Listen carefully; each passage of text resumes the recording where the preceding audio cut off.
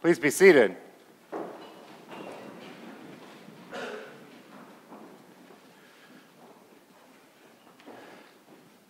I encourage parents to have a follow-up conversation with their children on the way home after this gospel. It is a horror story that gives preachers like me nightmares for the last week. In my 36 years in the Episcopal Church, I don't ever remember hearing this story in church. Perhaps I was on vacation. It is one that will wake you up and perhaps make you wish you had eyes in the back of your head. I sought out some help from our Facebook group with a contest to name this sermon. Ironically, there wasn't much interest in that contest for some reason. I had to extend the deadline to get a few more, but here are some of the suggestions. God works in mysterious ways. Was beheading of Marie Antoinette by Robespierre the posthumous revenge of John the Baptist against King Herod? Yesterday was Bastille Day, after all. How about be careful what you wish for, or how to get ahead? Maybe John gets a head start to everlasting life, or don't make promises you don't want to keep. But Les Carter was the winner. Even God won't protect you from losing your head over a woman. Congratulations. Mark, this morning, places this story right after the one we heard last week, when Jesus sent the disciples off 2 by 2, only wearing the one tunic on their back, the sandals on their feet, and the one staff in their hand. Shake off the dust from your feet, he says, if people do not receive your message. Mark isn't normally one to give us many specifics in his writing, but today we get every last gruesome detail. Shake the dust off your feet and get out of Dodge, in other words, if they don't receive your message, or else they may just imprison you, chop your head off, and put it on a platter without even a doily. Good morning to you too, Mark. This story begins with Herod Antipas, the son of Herod the Great, Tetrarch of Galilee. He was the one that ordered the killing of all the innocent babies, you remember? It was this Herod who had ordered John the Baptist to be arrested and put in prison, because Herodias, Herod's wife, wanted revenge against John because he had questioned the legitimacy of her marriage to Herod. He was right in doing so, according to the book of Leviticus, which forbid a man to marry his brother's wife while his brother was still alive. So the soap opera begins. The very first episode of The Young and the Restless. The latest gossip is this: Herod Antipas married Herodias, the trophy wife of his half-brother Philip. Herodias was also the daughter of another half-brother, Aristobulus, making Herodias Herod's niece. But get this, Salome was the daughter of Philip, the one we think that was dancing, the daughter of Philip and Herodias, which actually makes her Herod's niece as well. So that means Herod Antipas actually married his sister-in-law and niece Herodias, and Salome, his now half-daughter, was also his niece. Jerry Springer could not have written a better script.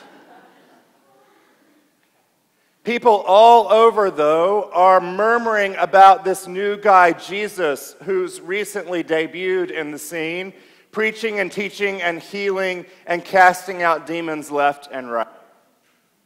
We can't figure out who he is.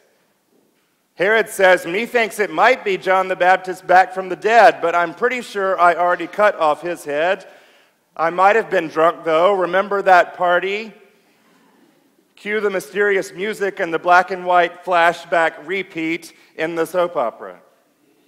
Oh yeah, it was a great party, Herod. We were honored to get that coveted invitation. How could anyone forget your daughter Salome's dancing? She is quite the thing. Some of the guys who wished to remain anonymous wanted to know where to leave her tips.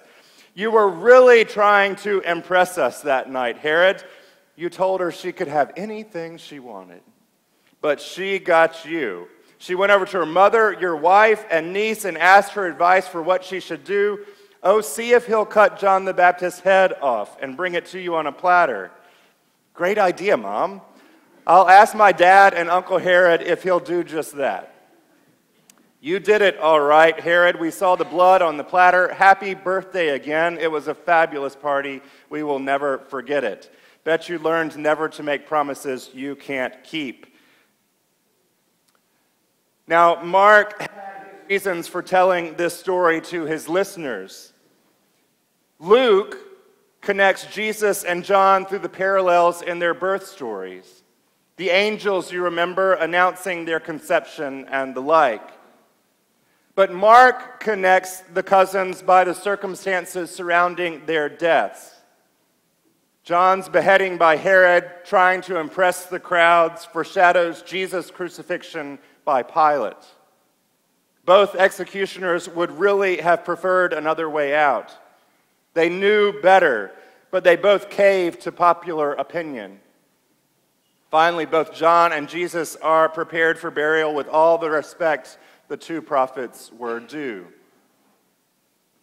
Mark also was writing when it was really hard to be a follower of Jesus. Being a Christian bearing the message of Jesus the Christ could indeed get you killed, and indeed they were. Mark wanted those early Christians to be prepared. Well, in Annapolis, Maryland this morning, the governor and mayor and county executive are not likely to track us down, throw us in prison, or chop our heads off for worshiping here today. It is not the same in places around the world for our brothers and sisters who need our prayers. But in this land of blessing and freedom, what are we to take away from this gruesome horror story? What truths does this message have for our lives this morning? Well, while our lives may not be threatened literally, we do have our own soap operas playing out on television with respect to our political and cultural scene. We see leaders just as blinded by ambition as Herod. We see people so mired in deception that they cannot save their lives by discerning between good and bad. The Martin Luther King Jr.'s and Oscar Romero's of our time are indeed killed for speaking the truth in love. Any politician or prophet that tries to do so cannot raise enough money to get elected. If they are, by chance, good luck being effective in office. Mark's words tell us that this message of Jesus has significant political implications. And I don't mean political about in the sense of who to vote for.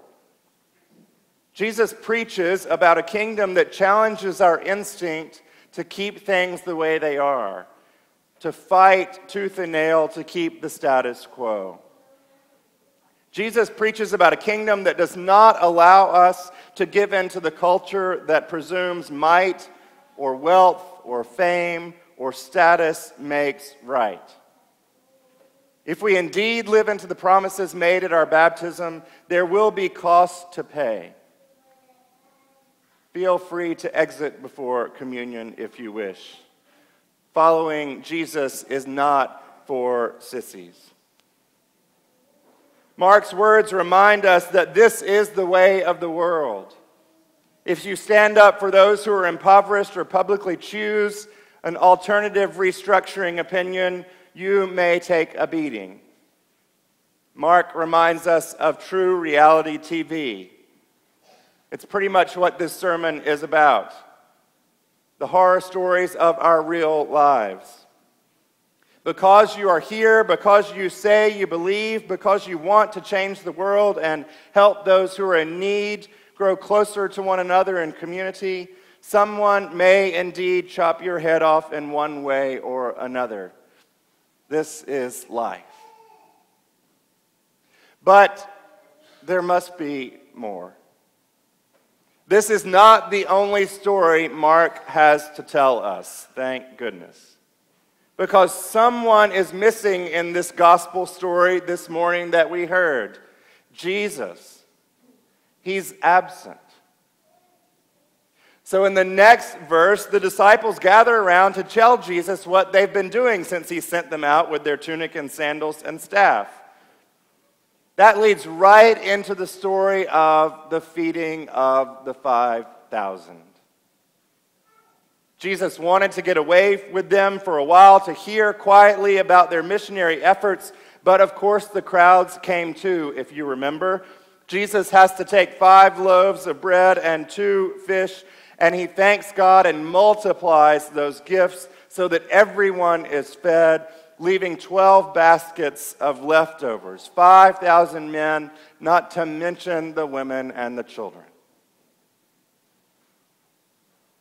This Jesus, we will confess in the Nicene Creed, leads us to a life of more than just keeping up appearances for the party at the crowd. This Jesus who is on the loose, healing and feeding and casting out demons, doesn't send out fancy invitations to those select few that happen to look like him. He embraces anyone that shows up. Jesus leads us to live a life of abundance so that our lives don't end up on that platter. So this week, when your temple is destroyed or a relationship ends, or when you grieve a loved one or betray a friend or simply miss the mark a few times, there is always the possibility of a different kind of ending to the story. This is the good ending, the good news, but only if Jesus is in the scene. This is the rest of the story. This is the truth. We are indeed stuck in the tragedy of the human predicament. We know it well. We smell the stench of death and despair, but the fragrance of life is wafting in as well. The other truth with a capital T is that God responds to our predicament with Jesus and never gives in until we are redeemed. That's a soap opera I'm willing to keep tuning into because it's a better story than we could ever ask for or imagine. It's a story that ends with a huge helping of grace and hope for dessert served up on an amazingly beautiful platter with a doily. The question is, did you save room for dessert? Amen.